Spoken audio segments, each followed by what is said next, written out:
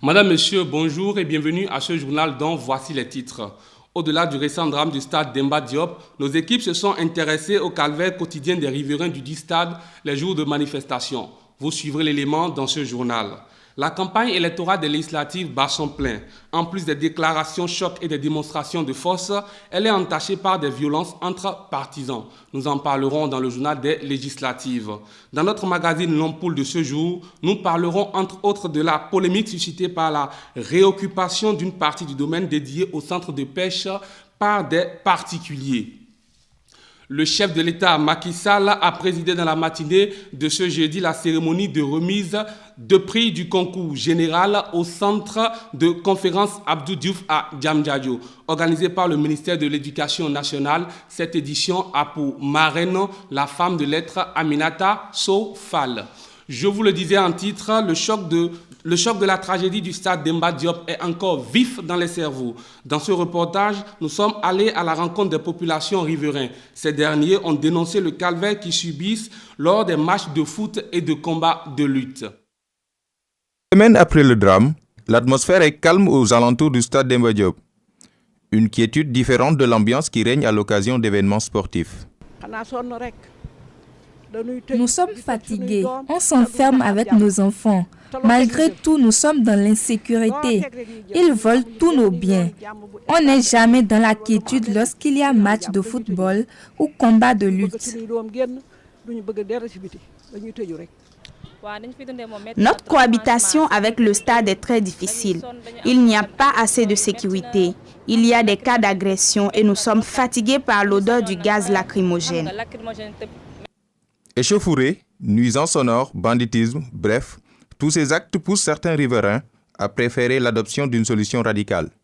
On rase Demba Diop, mais vraiment, nous avons des problèmes.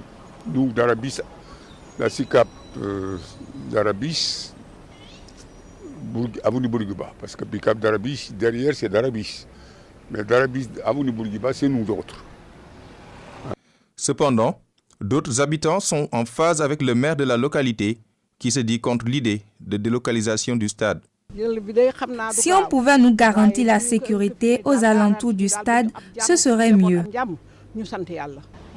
Si cela dépendait de nous, les mesures de sécurité seraient augmentées, car ce serait difficile de délocaliser le stade avec tous les programmes qui doivent s'y dérouler. Pendant ce temps, le stade est fermé pour les besoins de l'enquête sur les violences de la finale de la Coupe de la Ligue. Et d'ailleurs, les manifestations sportives sont interdites sur l'ensemble du territoire jusqu'à la fin de la campagne électorale. La coalition Oser l'avenir ambitionne de changer la figure de l'Assemblée nationale en faisant élire pour la prochaine législature des députés compétents pouvant par ailleurs compter sur un métier pour vivre. Nous sommes là parce que nous voulons changer la figure de l'Assemblée nationale. Nous voulons envoyer à cette Assemblée nationale des députés compétents, a déclaré la leader de la dite coalition Aïssata Tall Sall en campagne à Thiès. Vous l'aurez compris, c'est le moment de parler de la politique. Place donc au journal des législatives.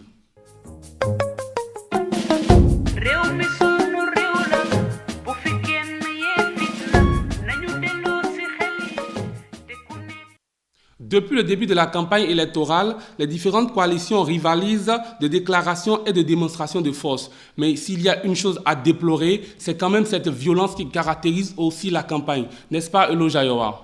Oui, des violences émaillent ces campagnes électorales. La dernière en date est celle qui a eu lieu mardi dernier à Rufisque entre la coalition Manko Tahaou Sénégal de l'opposition et Beno Bok Yaka du pouvoir.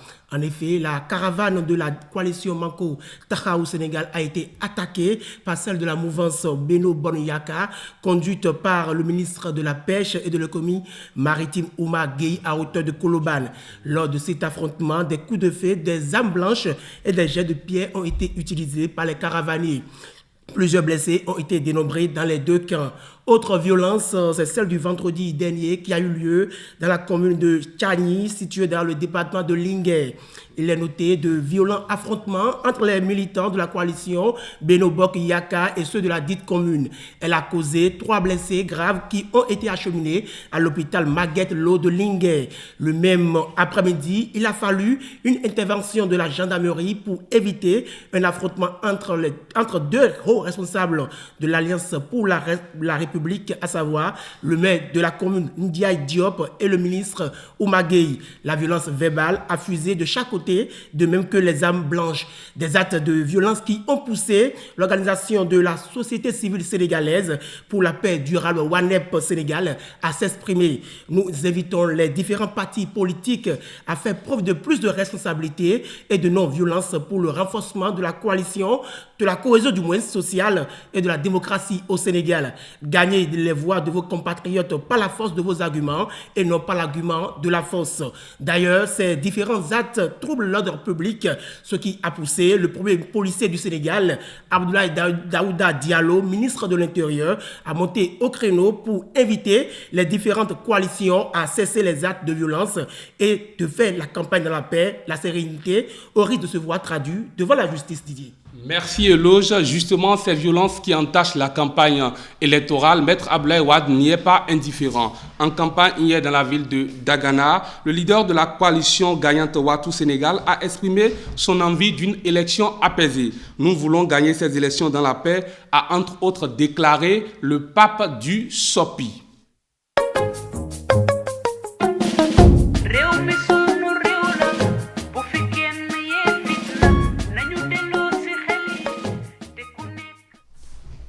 Communément appelé GAI, le phénomène de la cybercriminalité prend de plus en plus de l'ampleur en République du Bénin. Amen Hedji, qu'en est-il? Effectivement, Didier, face au chômage, bon nombre de jeunes béninois et africains, adeptes de l'argent facile, se spécialisent de plus en plus dans la cybercriminalité. Elle allie arnaque, mysticisme, occultisme et autres pratiques démoniaques. Au Bénin et plus précisément à Cotonou, les cybercriminels sont connus sous l'appellation de Gaiman, véhicules flambant neufs haut de gamme, billets de banque, villas, fréquentation féminine sont entre autres ce qui les caractérise. La cybercriminalité est effectuée par des individus sans connaissance particulière en informatique, mais avec de solides atouts en psychologie. Le phénomène proviendrait du Nigeria, l'un des tout premiers pays d'Afrique de l'Ouest où il est pratiqué. La première arnaque via Internet au Bénin a eu lieu 2 ans après l'arrivée du web dans le pays en 1998. Les premières méthodes d'escroquerie concernaient les réseaux de jeunes qui se faisaient passer pour des homosexuels afin de plaire aux personnes de la même catégorie dans les pays occidentaux. Autre mode opératoire, ils copient sur Internet des photos de jeunes hommes beaux et musclés à la recherche de l'âme sœur. Les méthodes d'escroquerie se sont ensuite diversifiées pour s'étendre aux propositions de prêts, voire de dons ou d'offres de vente assez diversifiées. Ces offres de vente vont des appareils électroménagers aux métaux précieux, argent, or, diamants et autres, en passant par les téléphones portables, les ordinateurs, les véhicules, voire les domaines fonciers. La première catégorie d'arnaqueurs est celle des jeunes qui n'ont pas d'emploi légal et qui ne fréquentent que les cybercentres avec un train de vie largement au-dessus de la moyenne. La deuxième catégorie est celle des jeunes instruits, mais qui s'adonnent à ce vol et autres actes de cybercriminalité. La troisième comporte ceux qui sont embauchés souvent par les cybercriminels et qui jouent les rôles d'assistants. Ce sont eux qui vont récupérer l'argent à la banque, qui jouent le rôle de secrétaire et d'avocat, de notaire pour confirmer au téléphone que le patron ou son client est quelqu'un de bonne foi. Malgré cela, la police n'est pas assez outillée pour traquer les cyberdélinquants. Actuellement, le phénomène de la cybercriminalité a pris de l'ampleur dans toute la sous-région ouest africaine, aussi bien des Béninois, Togolais que des Burkinabés et Nigérians ainsi que des Ivoiriens s'adonnent à ce cyberbanditisme. Merci Amen. Loin de la cybercriminalité, nous prenons notre envol pour un village assez paisible. Destination Lompoul.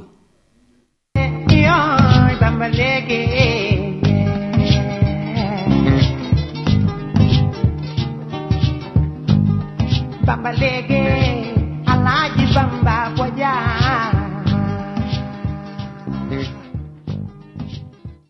Comme toute autre localité, Lompoul a son histoire, ses réalités et ses difficultés. Au détour d'une conférence de presse, Malik Ba, représentant le maire, nous présente le village de Lompoul, devenu Lompoul.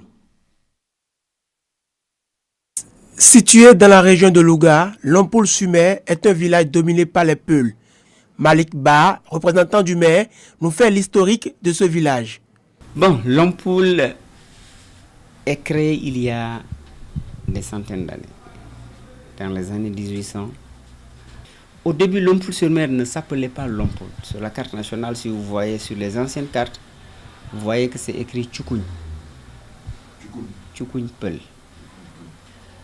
Donc, Lompoul est venu sur le nom des colons qui traversaient, qui venaient, alors qui trouvaient les hommes Peuls, alors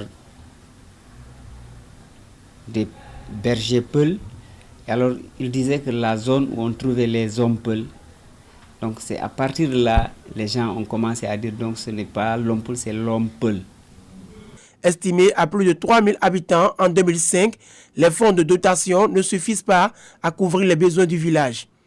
C'est des taxes qu'on paye, alors des fonds de dotation et des fonds de concours qui nous ont alloués à l'État. Bon, le fonds de concours c'est insuffisant parce que sur toute la commune, on parle de 17 millions de francs CFA pour le fonds de concours et le fonds de dotation, donc c'est minime. Beaucoup d'autres difficultés pèsent sur le développement de ce village. En témoigne l'eau, ce liquide vital dont la qualité laisse à désirer. Oui, parce que l'eau de la zone des Niayes, tout le monde savent que c'est une eau pleine de fer. Donc c'est ce fer qui a amené à cette eau de prendre des fois des couleurs rougeâtres. Donc ça c'est naturel, c'est une chose qui est naturelle dans la zone des Niayes.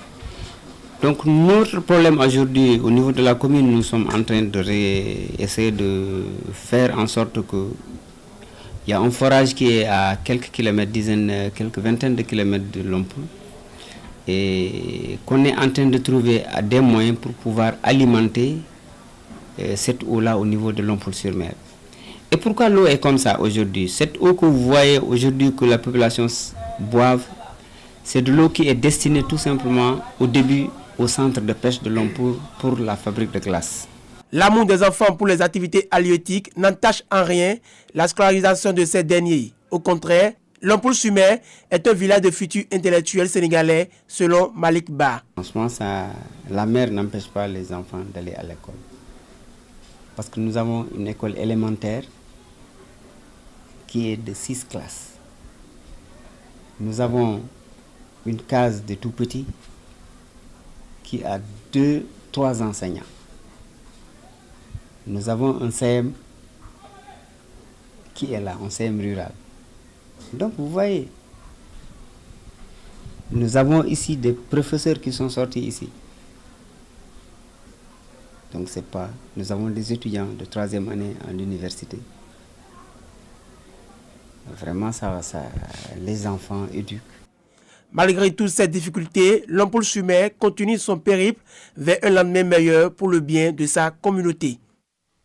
La réoccupation d'une partie du domaine dédié au centre de pêche par des particuliers suscite le débat à Lompoul. Les populations déguerpies lors de la construction du centre accusent les élus locaux, j'allais dire, de s'être partagé le domaine. Depuis toujours, les humains accordent une importance particulière à la terre.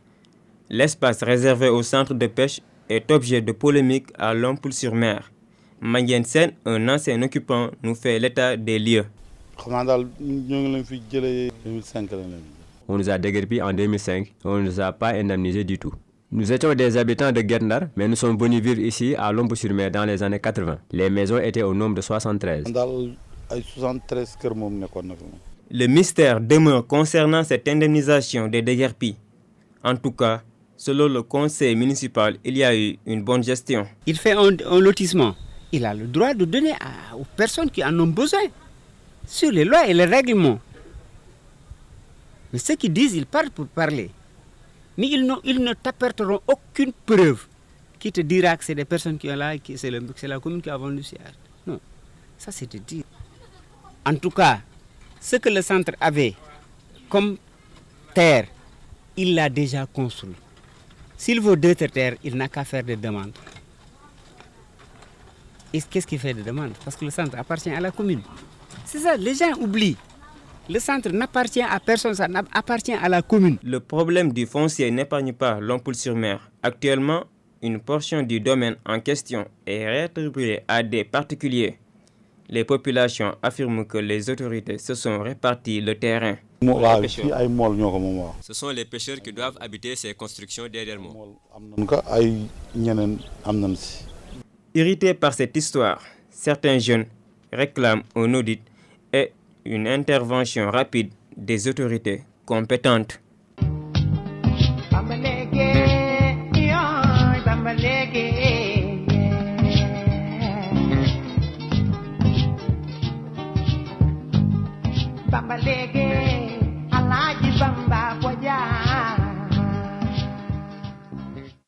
Hors de nos frontières, les militaires continuent de faire parler les armes en Côte d'Ivoire. Des tirs réguliers ont été entendus dans la soirée d'hier aux environs de l'école de police de Cocody. Des hommes armés auraient pénétré dans l'enceinte pour en repartir, semble-t-il, avec des armes et des véhicules. Cette dernière mutinerie intervient alors que Ahmed Bakayoko, un proche, du président Ouattara, vient de prendre les rênes du ministère de la Défense des suites d'un petit remaniement. À l'international, toujours, l'Inde a un nouveau président. Élu avec une majorité écrasante des voix des grands électeurs, Ram Nath Kovind devient ainsi le 14e locataire du palais de Raïsinahil. J'y arrive. Originaire de la caste des intouchables, il aura désormais à cœur de rapprocher sa communauté forte de 200 millions de personnes au pouvoir en place.